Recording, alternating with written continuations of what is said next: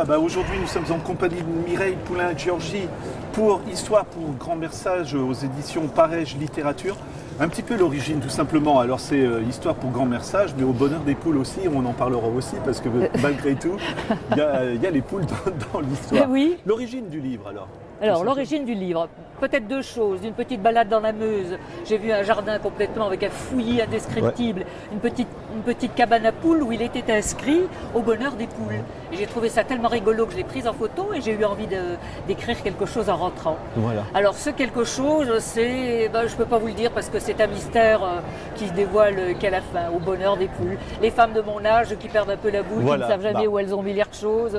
L'autre jour, je cherche dans ma bibliothèque quelque chose. Je trouve un yaourt que j'avais placé là il y a 3 jours avant, je ne savais plus, vous voyez, je fais des trucs. Voilà, au bonheur des poules qui, elles, ne pensent à rien et puis divaguent comme elles veulent. Alors, ce qu'il y a de très sympa, mais c'est dans l'ouvrage précédent aussi, si je ne me trompe pas, c'est à l'ouverture du livre, vous expliquez si telle histoire vous intéresse, rendez-vous page, je sais pas, 50 oui. ou des choses comme ça. Ça vous est venu d'où cette idée? C'est un petit peu, comment on va dire, c'est ludique, non? Oui, peut-être que les jeunes, vous savez, les jeunes ont des histoires, là, des bouquins, oui. Les héros, l'aventure dont ils sont le héros. C'est peut-être ça qui est dû me rester, même si je n'en ai jamais lu. C'est peut-être ça. Et il se lit effectivement comme ça. Il se picore, mon bouquin, selon ce que l'on a envie de lire, selon le moment de la journée, selon notre tempérament. On va lire telle ou telle histoire. Et peut-être qu'il a commencé mon bouquin parce qu'un jour, j'ai trouvé un hanneton dans mon jardin. Oui. Et je me suis dit que quand j'étais gamine et que je jouais dehors dans ce quartier où il y avait tellement de gosses, il y avait plein de hannetons autour de nous et il n'y en a plus maintenant.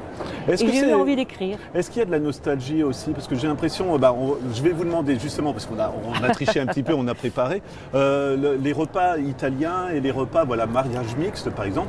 Si je vous demandais de nous lire un petit extrait, on est tout de suite dans l'ambiance à Villerue, quoi. Ah oui, là, sûrement. Oui, de la nostalgie, je pense que même, il ne faut pas faire d'histoire, on en a forcément. Quand on commence à avoir un peu plus de 70 ans comme moi, on se fait un petit bilan, on regarde derrière. Et puis surtout sur les mariages. Alors quand on dit mariage mixte, habituellement on pense à blanc avec un noir, une juive avec un musulman. Mais c'est pas ça du tout. Moi il me semble que tout mariage est mixte parce qu'on va faire cohabiter deux familles qui sont tellement différentes, même si c'est un jeune homme qui habite en haut de la rue et une jeune fille qui habite en bas de la rue. Les cultures ne sont pas les mêmes, les habitudes.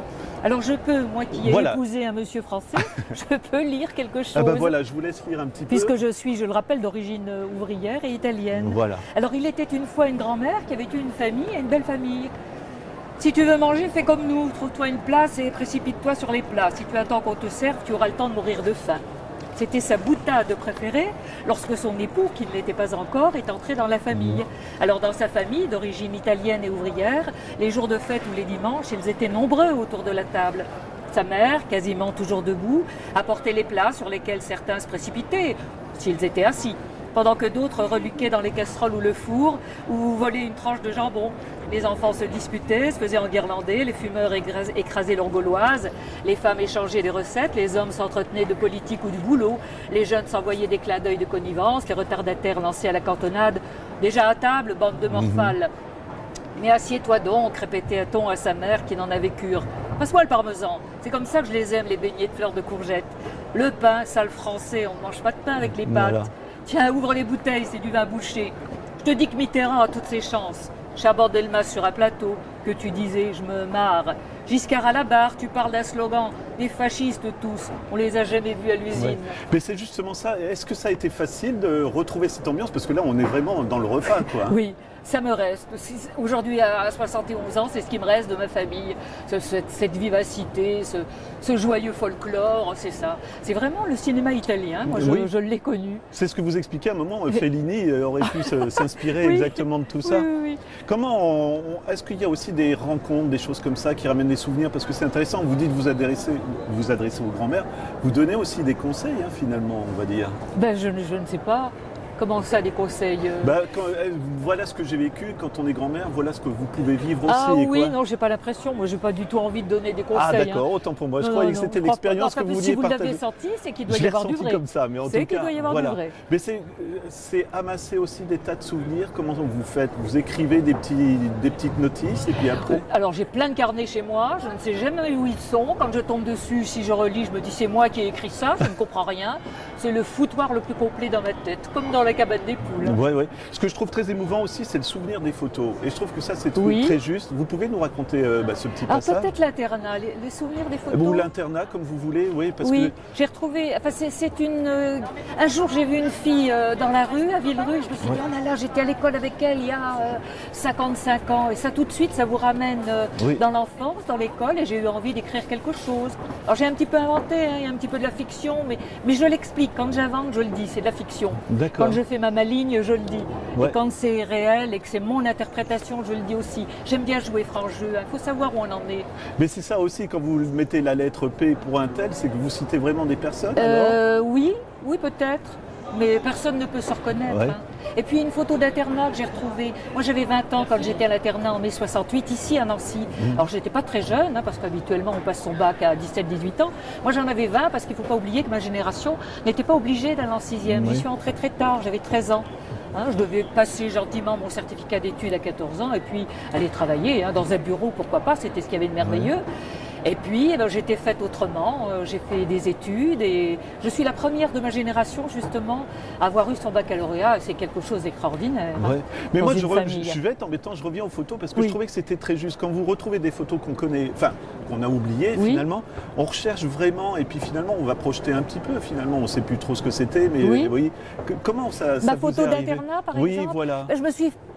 Je me suis penchée sur les têtes et je me suis dit, ah oui, celle-là, elle avait telle ou telle manie. Oui. D'ailleurs, c'est rigolo parce que je l'ai retrouvée hier. Elle est venue me voir, excellent. une certaine Liliane, je peux dire son prénom. Elle était avec moi au lycée en terminale.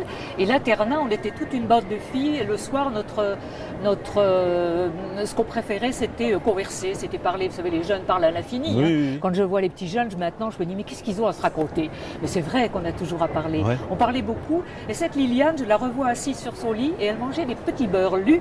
Et vous savez les petits beurlus comme ils sont dentelés, faits, là, voilà. dentelés. Elle les mangeait un derrière l'autre. Oui. Et moi qui suis tellement goulue qui avale tout d'un coup, ça me fascinait et je l'ai écrit.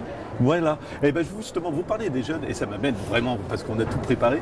Quand vous êtes confronté avec des enfants, alors si vous voulez bien nous lire un tout petit peu aussi, l'univers Pokémon, comme maintenant on aura beau dire, voilà, alors conjugaison. maintenant, moi je suis grand-mère, Voilà. donc j'ai 2 petits-fils, mais à l'époque, ce qui m'embêtait, c'était que mon petit-fils soit si mauvais en orthographe. Ouais. Moi qui étais prof de français, c'était important. Bon, maintenant, je m'en fiche, je me dis la vie c'est autre chose, qu'il soit heureux. Mais alors j'ai écrit un truc justement qui s'appelle le passé composé. Moi j'ai rigolé, je vous le dis franchement, voilà. Le passé composé chez Armageddon. Alors, il était une fois une grand-mère qui reçut une lettre de son petit-fils. Oh là là, que de fautes d'orthographe, grand-mère, se dit-elle. Lorsqu'il viendra en vacances, je lui ferai réviser ses conjugaisons. Et les vacances de printemps arrivèrent en même temps que les pinsons, les primes verts et les copains qui attendaient sous les fenêtres pour les premières parties de foot. Mon petit Arthur, lui dit sa grand-mère, avant que tu n'ailles jouer, nous allons réviser le passé composé. Veux-tu ranger tes cartes Pokémon? Tu vois celle-là, mamie, hein? Eh ben, c'est un multi-golem suprême. Ben oui. Et celle-là, regarde, c'est un monstre rituel, Armageddon. Tu connais Armageddon? Ouais. Ah, il y a des monstres aussi. Il y en a des plus puissants. Celle-là, regarde. Mais regarde, c'est les XYZ. On les invoque avec plusieurs monstres. Ah. Bon, par exemple, tu vois, je distribue des monstres X, Y, Z, des monstres à effet, et je te donne des monstres de fusion. Et on fait une battle phase. Quoi? Bah, tu comprends, mamie, c'est facile, regarde. On joue et je t'explique au fur et à mesure. Je te donne des cartes magie et pièges et tu fais ton deck avec tes cartes favorites. Ouais. Mais t'as pas l'air de comprendre, mamie. Ben, pas trop. On aurait dit une poule devant une brosse à dents. Mais c'est pourtant facile. Bon, je vais changer de méthode. On va faire un exemple de chaîne. Toi, tu joues violent orage avec la carte là et moi, je joue avec rugissement menaçant.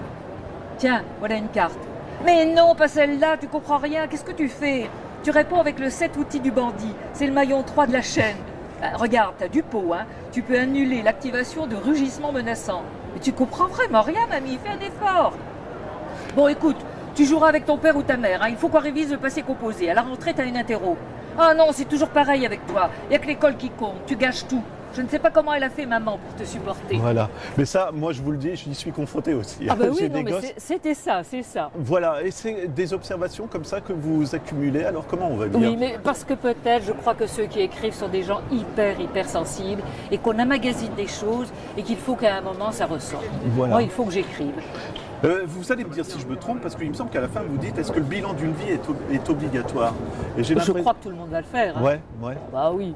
Et alors, comment inévitable. c'est l'écriture qui vous aide à ce Oui. moment-là? Moi, depuis toujours, hein, je l'ai souvent dit, mais j'écris depuis toujours. J'ai tenu un journal quand j'étais adolescente et j'en tiens toujours un maintenant. Hein. Et encore hier, une dame m'a fait une remarque, bon, je l'ai écrit, etc. Et un jour, ça va me servir, je le Et sais. le style d'écriture que vous avez, c'est celui que vous avez trouvé comme ça, ou est-ce Oh, que vous ça, pensez que ça, vous c'est pourriez difficile changer? à dire. Ouais. Ce qui a été le plus chiadé, j'ai envie de dire, le plus ciselé, celui que j'ai travaillé le plus, et d'ailleurs tout le monde me le dit, c'est mon premier livre que j'ai écrit il y a 30 ans. C'était la biographie de ma grand-mère immigrée italienne, Ecco la donna. Là, j'osais pas écrire, alors j'écrivais, vous savez, comme les gamins au crayon de Ouais. papier, puis je gommais, puis je reprenais, puis je tapais avec ma petite machine, la dactylo, là, quand c'était à peu près correct. Ça, c'est le plus écrit. Maintenant, non, j'écris à l'ordinateur et ça sort. Hein, Et moi, je trouve que c'est vraiment votre style à vous maintenant, Oui. ce genre. Alors, je ne sais pas si vous serez d'accord, mais celui-ci et celui d'avant, il y a vraiment un écho parce Ah que oui. voilà. Oui. Est-ce que c'est comme ça que vous êtes à l'aise? C'est idiot comme Mais question. oui, hein. oui, on ne peut pas faire autrement. On s'habille parce qu'on a un style, on va jouer au basket parce qu'on a un certain style, on va marcher parce qu'on a un certain style, on écrit comme ça. Je ne sais pas comment dire. C'est difficile de dire ça. C'est ça aussi, c'est parce qu'il faut savoir, c'est un peu le côté artiste, on va dire, de Je l'écrivain, ne sais non? pas, vous en avez qui peignent et qui ne peuvent pas faire autrement. Ouais. Moi, je ne peux pas faire autrement que écrire. Et puisque vous parliez de bilan, j'ai toujours la phrase de Sartre en tête. L'important, ce n'est pas ce qu'on a fait de nous, mais ce qu'on fait qu'on a fait de nous. Exactement, et Donc- ça, vous y accordez plusieurs pages. Ah hein. bah oui, là, une fois qu'on réfléchit, on se dit, bah oui, mais j'aurais peut-être pas dû faire ça, mais c'est ma faute aussi, parce qu'on a toujours l'impression, on reporte toujours sur les autres la faute, mais non, toi, comment tu t'es comporté? Donc, si on fait un petit bilan et puis qu'on est lucide et qu'on est honnête avec nous-mêmes, on peut peut-être changer. Est-ce qu'il y a encore des observations comme ça que vous allez coucher sur le papier, ou Ah est-ce que oui. la fiction, ça vous retente aussi, ou comment ça se Mais il y a passe? toujours, c'est un petit mélange de tout. Là, vous savez quand même, et c'est la condition de la femme qui Oui. est déclinée dans tous mes bouquins de différentes manières. C'est quand même ça, quand on est une femme, il n'y a rien à faire. Surtout à notre époque, là, après l'affaire MeToo et tout le bazar, là, hein. Ouais. Toutes les femmes se posent quand même des questions. Et petit à petit, tout le monde dit ce qui est arrivé. Bon, tout le monde n'a pas été violé, il n'y a pas eu d'inceste partout, mais hein, regardez, même Amélie Nothomb, maintenant, elle le dit, vous voyez. Et peut-être que les comportements des gens, des femmes, se comprennent parce qu'il y a eu tellement d'horreur dans leur vie. Voilà. Et même quand il n'y a pas eu d'horreur, on se dit, ah ouais, là, c'était peut-être pas louche, c'était peut-être pas très clair. Quand on est gamine ou adolescente, on ne comprend pas ça. Est-ce On que c'est reconnaît aussi plus du tôt. recul sur la vie? Quand je lis votre Oui. livre aussi, j'ai l'impression que vous avez pris le temps de regarder un peu ce qui se passait et puis autour on est de à vous. l'aise, hein, maintenant, il Ouais. peut arriver n'importe quoi. On peut me parler n'importe qui, c'est bon, hein, on a du recul. Hein. Et de l'humour aussi?